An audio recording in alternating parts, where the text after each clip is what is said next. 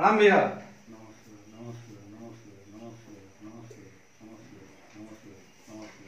1000 रुपया दो हमरा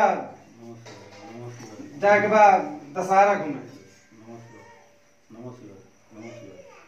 नमस्ते के लिए बड़ा 1000 रुपया मांगे जाए के बाद हमरा मेला घूमे विक्रमगंज। तार माथा का ठीक बनू दिमाग होश में लोगो तक हम क्या करते नहीं अभी का करता लोगो तक ना असले तो काल मैंने का करता पूजा नहीं करते नहीं तो पूजा करता तो करो हमरा के 1000 रुपया दो हम जाई हम मेला घूमे हमरा जाए के 1000 रुपया तारा के रोज रोज 1000 रुपया हम कहां से देही कमा के देले बड़ा का हमरा के कोहे 1000 रुपया हमरा के देला मोरे काल नु लेखा परसों लगिलो माने कामो जी खाते 1000 रुपया तार कर दी 1000 रुपया 1 लाख हो वो खत्म हो गेल 1000 रुपया दोसर का का में 1000 रुपया रोज तारा दारू पियो तो का काहे के तुम 1000 रुपया मेला घूमे के हमरा लइका हो के मेला घुमबो लड़की है हैं हमरा में रुपया नहीं थे दो पैसा तो बस मत कर दिमाग में ठीक बानू हमार सब दिमाग ठीक बढ़ हैं सब दिमाग ठीक बा हमरा के पैसा दो हम जाए मेला घूमे खातिर देख छोट भाई हवे छोट भाई लखा रहो ठीक नु जहां दिमाग हमार खराब हो कि सब पूजा पाठ जानते बड़े हम कोनो ठीक आदमी हम का के हमरा पैसा दो हम जाए तारे का पैसा दे के तू अरे लागा भाई के कुत्ते तारा के पैसा नहीं तो उठावा तो भागा तो के नहीं चले सब बेमानी के लूट के धल लो आवा तो पैसा मांगे तो सब लिखा लो चुप चुप नु सब चुप चुप लिखा लो घर बाप जी से माई से जाके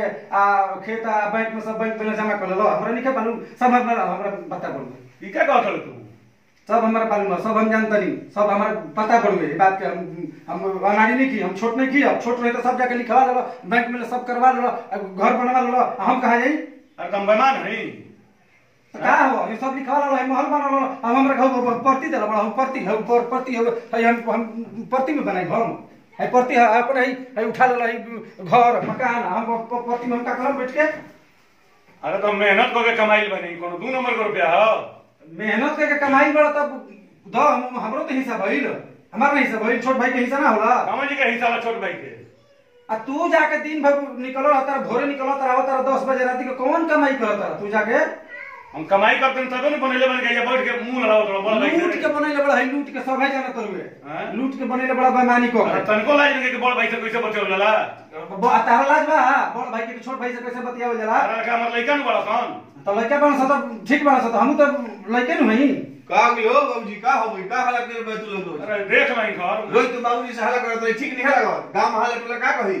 अब तू आके लोग बीच में पंचायती करे भाई ना रोज तो बाबूजी के परेशान करत रह बहरी के सुना तालु का कही का मन बाबूजी के परेशान करते तो तू ना लिखबो पैसा पता का रोज तेरे के पैसा पैसा नहीं कहीं छापा तो इसका हाथ से सब बनैले बना तू अपन मोहब्बत नहीं ले हां बनैले बना सब बेमानी का बेटा के तू आइल बड़ा है जा एथी कर तू घरी छोटी चुकी रहता है कुछ जानकारी बा कुल के बारे में वो घरी छोटी चुकी रही हां अब तो देखा जन रोज हाल करता अब तो लूट के ढाले बना तब होइबे न करी है तू लड़का के मालिक बनैला लड़का के मालिक बनैला बीच में हम ये हमर बड़ भाई हमन के हमर लड़का हक बोल तू के बीच में बोले वाला हम लड़का तो हमरो को रोज दिया 2000 अब बोलो हमरो को एक बार 2000 रुपया अब बोलो माने केकरा कमती पैसा बताओ हैं अब हम केकरा पैसा दे हमार तहरा में अधिकार बा इनकर हमारा में अधिकार नहीं के तारा में हमारा अधिकार बा उनका मान हमर बाबूजी हम तो अपने बाबूजी से लोग उनका रोकले बनी हमारा अधिकार बा हम जाके 1/2 का हमें करम हिस्सेदार बनी हम 1/4 के मानी 1/4 के जाके लो ते मनबे के ना मनबे का मनबे के ना मनबे हम तारा के बड़ भाई के लिहाज करत है ना तो ढेर बोलो तले धई लगाई के तू कहत नहीं ढेर बोलता है तू ढेर बोलता है तोरा के दवाई दवाई के बात जान ये बात बोलो का राखी बाकी पूरा हो गई पूरा हो गई शांत हो मन शांत हो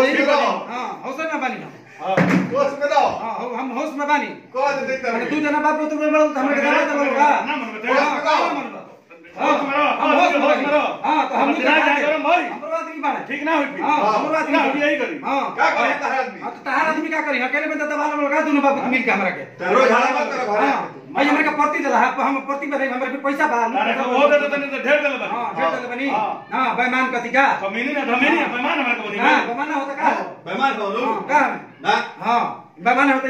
महत जी हमें दिन भर बैठ के माला जपते में के मथुरा के पांडा जी हमें ये बिंदा बन के देवकीनाथ हमें के माला जपते ना कथा कहा बता अरे हम